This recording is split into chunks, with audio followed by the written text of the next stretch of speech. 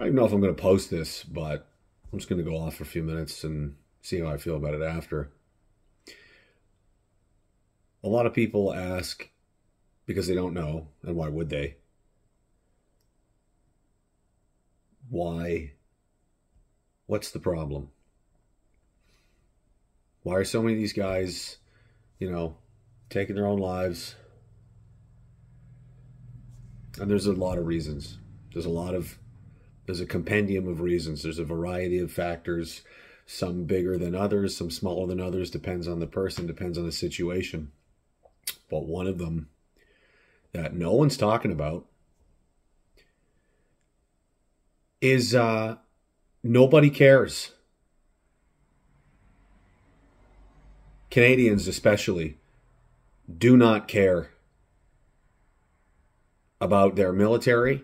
They don't care about their veterans, and they don't understand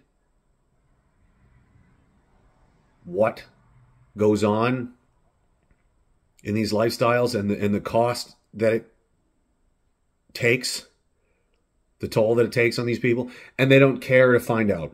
They're not interested. They're interested in fake outrage, in fake science, in clickbait articles. They're interested in themselves. This is the age of narcissism. And the really real insulting part is when it comes around to Remembrance Day and so on, is when all these fake people with their fake feelings come out to have, fake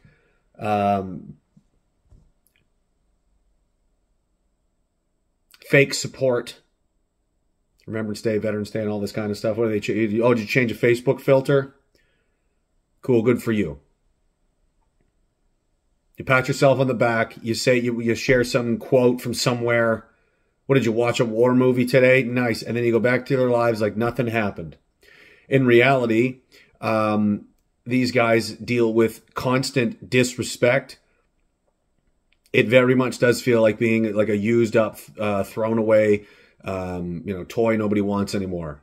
The island of misfit toys is where we live. Especially if you're no longer of any use to the federal government, or if you oppose the federal government, if you think anything's wrong with anything that's going on. See, that's when the public, the only time the public cares or likes or appreciates anything you do, again, like I said, is when it's fake.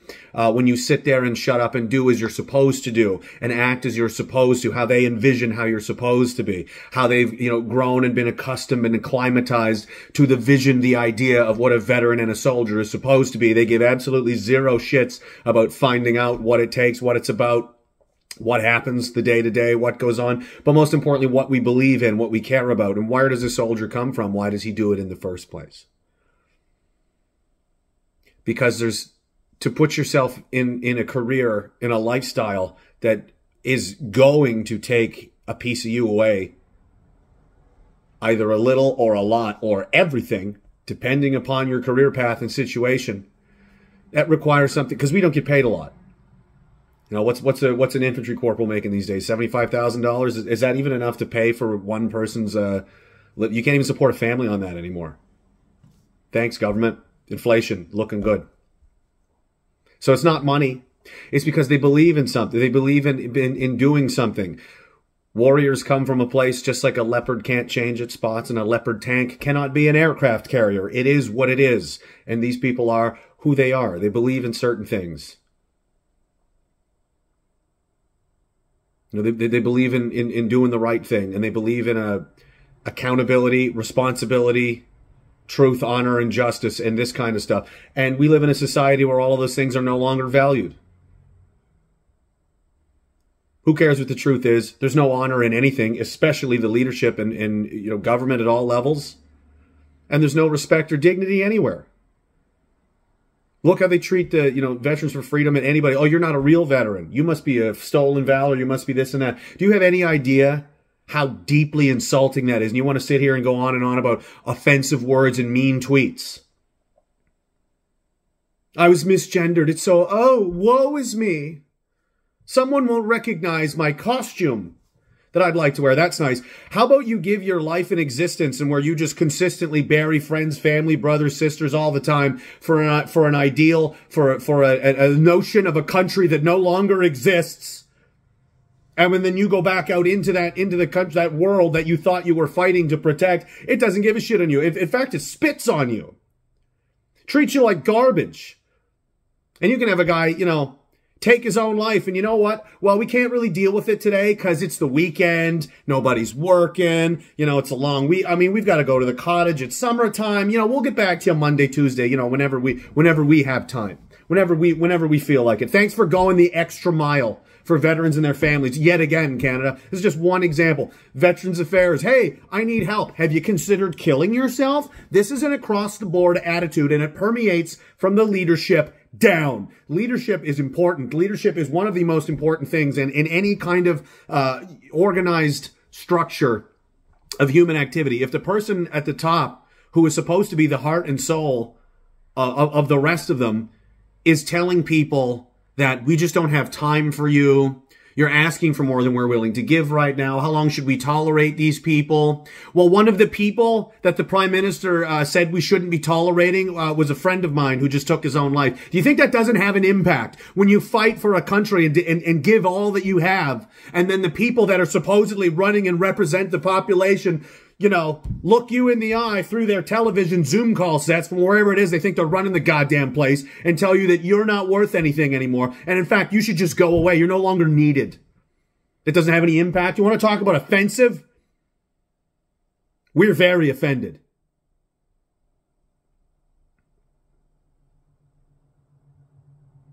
So maybe, just throwing it out there, if you're curious,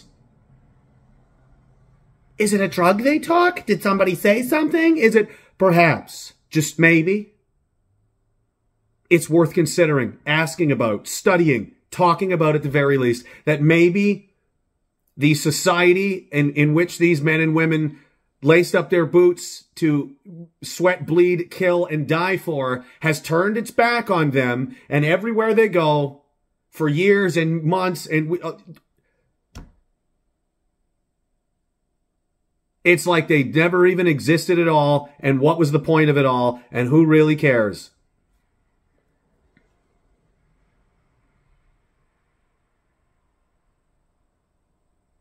But then again, I guess, you know, in the age of narcissism, in the age of me, Canada, that would require some people that actually care about something and give themselves to a higher purpose to appreciate what that's like. And the more and more every day that I live, and every day, everywhere I travel, and everywhere I go in this country, everywhere I look, I see less and less of that. I see people on their smartphones taking selfies. Everybody's self-interested with themselves.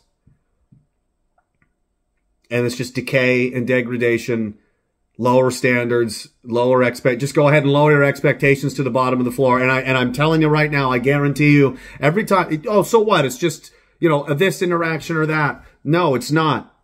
It's another symptom. It's another sign of a dying, something we loved that is dying, that, you know, we gave ourselves to support and prop up and keep going, and it's dying and nobody cares, and some of the only people trying to do anything about it and raise any kind of awareness and you know, they just get stepped on, spit on, thrown away, and you know what? It doesn't even make the news anymore.